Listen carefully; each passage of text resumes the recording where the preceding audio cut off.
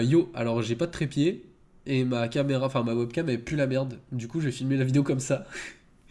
Donc faites-moi percer si vous voulez que j'ai le budget d'acheter un trépied. Ok. Bon, aujourd'hui je vais vous parler de comment commencer la musculation en 2024. Moi j'ai commencé la musculation il y a un an et on peut dire que je suis devenu un go muscu. Voilà, et du coup je vais vous donner mes quelques conseils si vous voulez débuter maintenant. Avant de commencer de vous parler de la nutrition, de vous parler de l'entraînement, je pense que le point important à aborder, c'est la confiance en soi. Point numéro un, n'ayez pas peur du regard des autres. À la salle de sport, enfin, en fait, si vous voulez aller à la salle de sport, c'est peut-être que vous n'êtes pas à l'aise avec votre corps, vous n'avez pas confiance en vous et tout, et vous avez peur d'être jugé, parce qu'à la salle, tout le monde prend soin de son corps, etc. Il y a là les mecs musclés et tout. Mais si ça peut vous rassurer, vraiment, personne va vous caler. Genre, les gens, ils sont avec leurs écouteurs, ils parlent à leurs potes, personne fait attention aux autres, enfin, personne va vous juger, et justement, si tu vois quelqu'un en surpoids ou quelqu'un anorexique venir régulièrement à la salle, bah, même t'es fier de lui, tu vois, tu te dis, ok, le mec, il veut s'en sortir et tout, tu vois, il y a vraiment aucune honte. Genre, vraiment, les gens sont relativement bienveillants dans la musculation.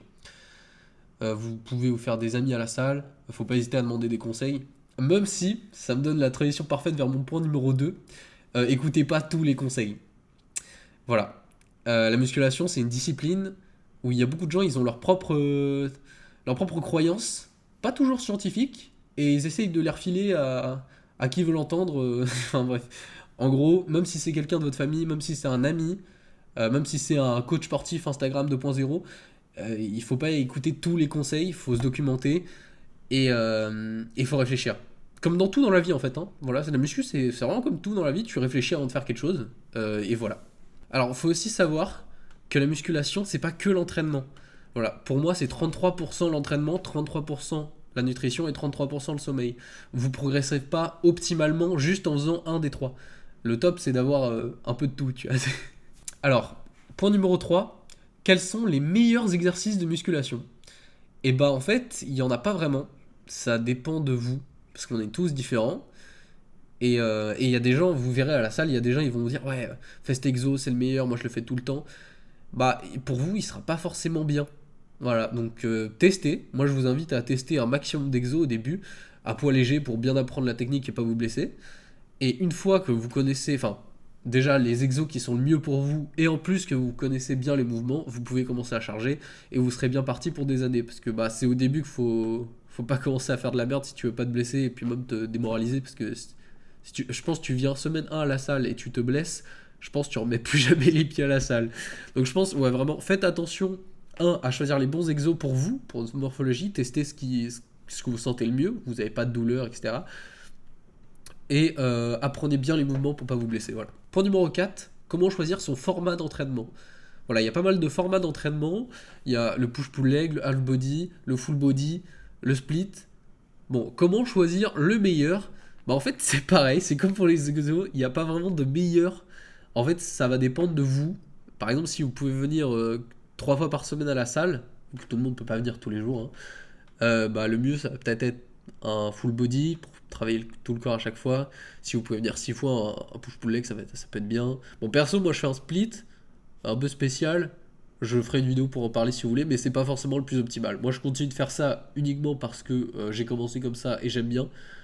Et voilà, je progresse bien avec, mais ce sera pas forcément le top pour vous. Copier-coller ce que moi je fais ou ce que d'autres gens font, c'est pas forcément bien, tu vois. Alors, point numéro 5, il faut manger quoi pour gagner du muscle? Alors, je vais vous faire un cours un peu accéléré sur la nutrition, je ferai d'autres vidéos plus détaillées peut-être, on verra, ça dépend si ça vous intéresse. Mais en gros, pour banaliser ça, il y a les micro et les macronutriments, micro et macronutriments dans chaque aliment. Donc les micronutriments, c'est les vitamines, les minéraux, tout ça, c'est essentiel pour être en bonne santé. Et les macronutriments, c'est les lipides, le gras, les glucides, le sucre, et les protéines, c'est les acides aminés, mais en gros, c'est pour le muscle. D'ailleurs, sachez que si vous pensez que le sucre et le gras, c'est le mal, bah vous vous trompez. En gros, ce qui est mal, c'est vraiment les excès, comme en nutrition en général, c'est toujours les excès qui vont être mauvais, et les produits transformés remplis de merde. Donc forcément, McDo c'est gras, mais c'est pas pour ça. Enfin, le gras n'est pas mauvais, c'est McDo qui est mauvais. Voilà. Donc il y a des super sources de gras. Je pense aux avocats, je pense aux amandes, l'huile d'olive, le saumon, les œufs. Voilà, il y a beaucoup de sources vraiment bonnes en gras et il faut pas les enlever de votre nutrition. D'ailleurs, c'est essentiel pour le corps, faut en manger. J'en profite de cette vidéo pour vous dire que manger des glucides le soir, c'est une idée reçue que ça fait grossir. C'est vraiment que le déficit calorique. Mais je vais en reparler plus tard. Quand tu vas faire un exercice à la salle, tu vas détruire tes fibres musculaires et ton corps il va se dire oh merde, j'étais pas assez fort. Et si tu lui donnes les moyens, en nutrition et en repos, et bah il va essayer de faire grossir tes fibres musculaires pour que la prochaine fois, il soit pas dans le mal. Et c'est là que je trouve les meilleures transitions. Point numéro 6, la surcharge progressive. Pour progresser à la salle, il faut que chaque semaine, enfin qu'à chaque séance, tu fasses mieux que la séance d'avant. Soit tu fais plus de poids, enfin tu mets plus de poids, soit tu fais plus de reps. Mais il faut progresser à toutes les séances. Et c'est là que tu vas progresser. T'as capté. Point numéro 7, les calories. Alors les calories, c'est vraiment super simple. Si tu veux maigrir, tu manges moins de calories que t'en consommes.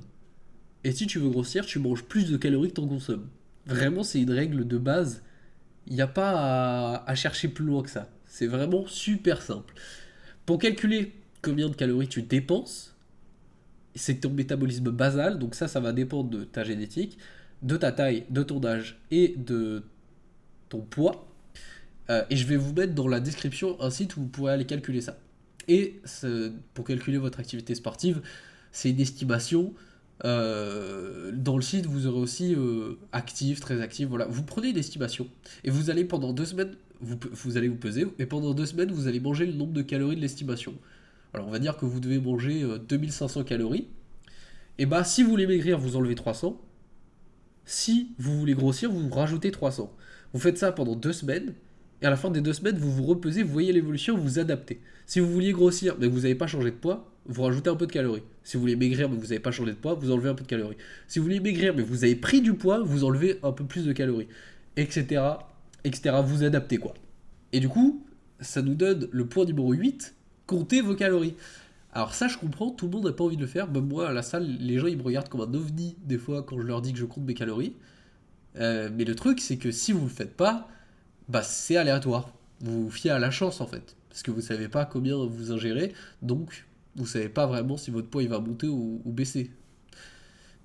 Mais c'est pas ce qu'on veut si on a un objectif. Si on veut maigrir ou si on veut grossir, c'est un objectif qu'on a.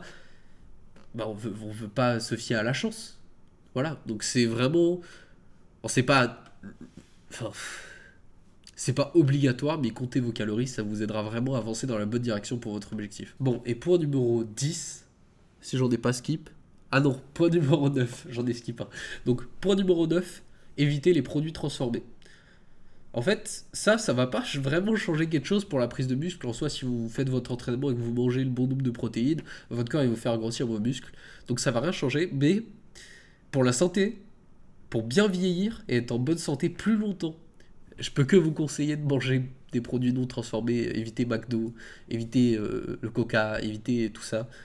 Bon, c'est bien pour se faire plaisir, tu vois, mais en fait, si vous mangez toujours de la merde, bah vous allez pas tenir longtemps, les gars. Hein. Bref. Et dernier point numéro 10, comment créer son programme alimentaire. Alors, en règle générale, je vous conseillerais, mais en même temps, je suis pas nutritionniste, donc le mieux c'est pareil. Je vous ai dit, hein, tout ce que je dis dans la vidéo, n'hésitez pas à vous documenter et vérifier ce que j'ai dit. Hein. Vous écoutez pas quelqu'un qui parle comme ça. Hein. Bref. Mais moi je vous conseillerais 1 gramme de lipides par poids de corps. Donc si vous faites 70 kg, 70 lipides par jour. 2 fois votre poids de corps en protéines, si vous faites 70, 140 protéines par jour. Et le reste en glucides en fonction de votre objectif si vous voulez prendre du poids ou en perdre. Voilà, moi c'est ce que je fais. Et essayez de manger des légumes, même si vous êtes en prise de masse. Hein. Vraiment les légumes, les gars, c'est important. Et je suis sûr, tout le monde aime au moins un légume. C'est impossible d'en aimer aucun, genre. Vraiment, testez-les et je suis sûr que vous allez kiffer. Enfin bref, avant tout, n'oubliez pas que l'alimentation, ça doit être un plaisir et pas une torture. Prenez un programme alimentaire que vous pouvez tenir toute votre vie. Le but, c'est pas de faire un régime pendant 2 mois et repartir manger de la merde après. Enfin bref, je vous souhaite de réussir tous vos objectifs de l'année. Bisous.